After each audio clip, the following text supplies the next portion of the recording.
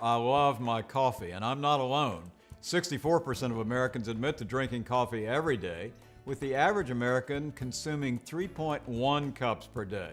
Now, a study published in the prestigious Mayo Clinic Proceedings, but not done by the doctors at the Mayo Clinic, certainly raised a lot of eyebrows. It stated that heavy coffee consumption, which they labeled as greater than 4 cups of coffee a day, was associated with a higher risk of death in men and women under the age of 55.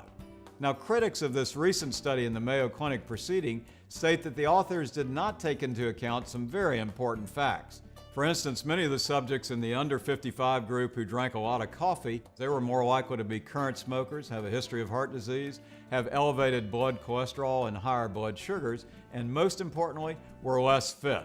Now, this is what's called an observational study and doesn't establish cause and effect, nor does it prove that coffee might lead to an increased risk of death. This study does contradict a multitude of published data over the years that associates coffee drinking with many health benefits. In fact, a study published recently in the New England Journal of Medicine found that people who drank 2 or more cups of coffee a day had a reduced risk of dying from certain causes, and a large study published in 2012 from the National Institute of Health showed that coffee drinkers aged 50 to 71 had a lower risk of death than non-coffee drinkers. So what's the bottom line here? Again, from a guy who likes his coffee.